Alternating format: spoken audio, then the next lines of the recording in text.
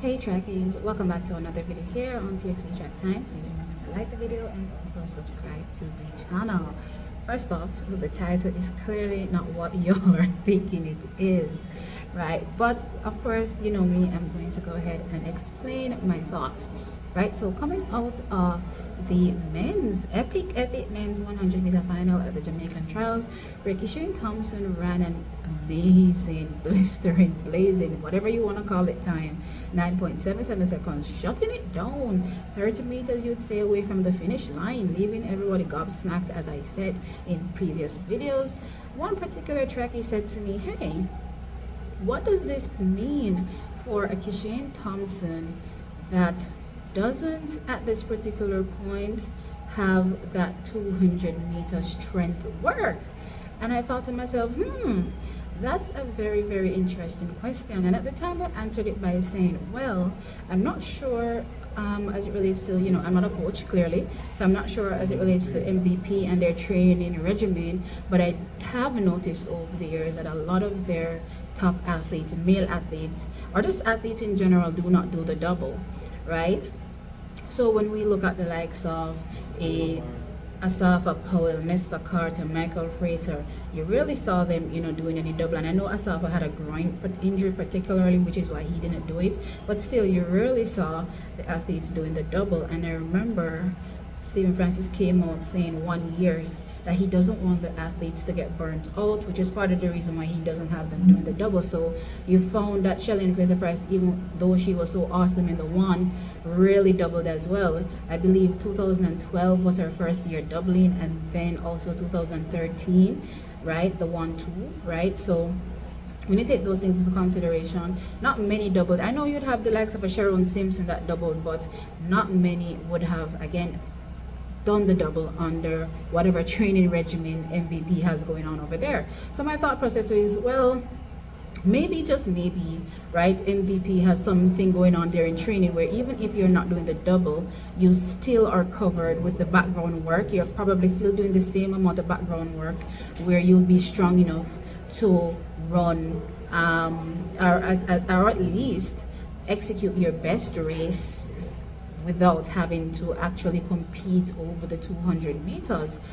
But then I got to thinking and I decided to, let me just do some more checks on Kishane, because I did checks on Kishane as it relates to his 100. I didn't really touch on his 200 meters. So I decided, let me do some checks on Kishane, because to be fair, what we know about sprinting in general is the better your 200 meters is in terms of your strength, it definitely assists the 100 meters that much more. And we have seen in previous years, we can go back to the Usain Bolt era, where the worst he got in the 200 is the worst his 100 meters got, essentially, right? So the better you are at the 200 is essentially how better you are at the 100. And we're seeing in the current years where guys like Noah Lyles, the Fred Curleys, right, Kenny Beneriks, and even in recent times where Oblique Seville himself said that he took a look at what everybody was doing around him, the Ledsili Tebogos. He took a look at what they were doing and he said, hold up, wait a minute, there's something that I noticed that all of these guys are doing that I'm not doing, that I don't have, and that is the 200-meter strength. I clearly don't have that 200-meter strength, so I need to go back to the drawing board, work on that, get that fixed, and then wheel and come again. And we can vividly see, based on results that we've gotten so far in 2024, that hey, it is now working for Big Seville. He looks much stronger and clearly able to execute a much better race, leading to much faster times. Right now he's still at a 9.82, but he is charted to head into 9.7s, in my opinion, heading into the Olympic Games. And of course I can't wait for that time to come out on paper and not just live in my head, right? But then, as I said, I decided to go back and take a look at Kishane, because I'm like, maybe, this is just, MVP's thing where Kishane won't be doubling, in the future. So he'll just be a 100-meter athlete. And at the end of the day, especially when you consider his injury issues, at the end of the day, Stephen coaching, whatever will happen in background will cover, whatever shortcomings he would have from not doing the double. But as I said, I took a look into Kishane and I realized, hold up, this young man actually runs the 200 meters as well. And the reason potentially why we haven't seen him running the 200 meters in these recent couple years, because the last time he ran it was 2022. So 2023/2024, we know what was happening in 2023. He was coming off injuries, and Stephen was just having him in one-off races. With the 100, it happened again in 2024. However, in March, they were really able to, get the injury under control, and which is why he's able to produce the results he's able to do now in the 100, which means that he hasn't had any opportunity really to run in the 2. So my thought process back then, when I was saying to the trackie at that particular moment that, hey, maybe we won't see him doing that 200 in the future, I'm starting to look at it and say, no, that opinion was, in my opinion, flawed, because I'm looking at it now and I'm saying to myself, hold on just a minute.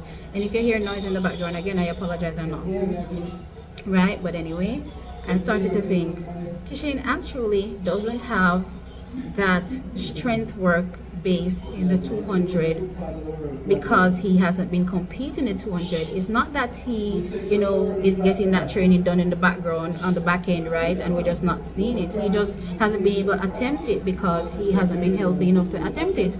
So now again, if y'all go back to my video when I talked about Kishane Thompson and me underestimating his prowess, right, I'm thinking even more so the more that I think about it. And guys, during this hurricane, I have had nothing but to do but to think. I've been left with my thoughts, right? And the more I'm thinking now, that I'm even underestimating him even more than I was thinking before, because when he eventually is fit enough to start taking up the double again, right, what is that Kishane speed/strength going to matriculate to, considering what it looks like now? The now is giving us 9.6. That is a fact. Then by the time we get to the Olympic Games, what is that going to give us? That's going to give us something, obviously very different. And then in the coming years, when he's fit enough and strong enough to take on the double, what is that going to give us, trackies? And literally, that is the thought process that I'm at right now. So at this particular point, I'm just looking at Kishane, and I know I already called him a monster, but I'm thinking monstrosity at this particular point. I don't even have any other words to describe him, because it's just wild, out of this world.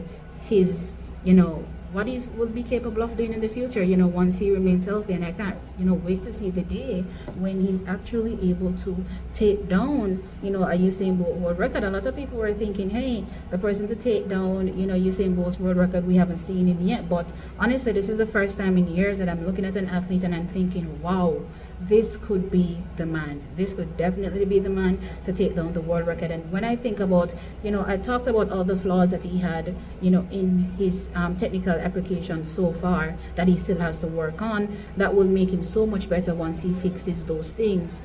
But then I didn't even consider again the fact that, hold on, the 200-meter strength that all these other athletes have, Kishane doesn't have. He absolutely doesn't have right now.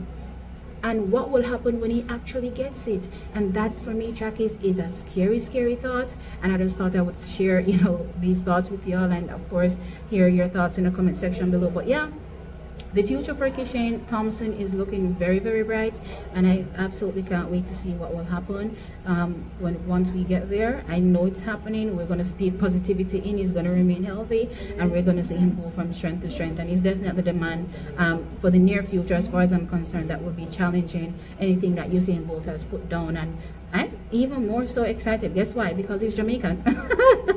He is Jamaican. But anyway, trackies, let me know your thoughts in the comment section below.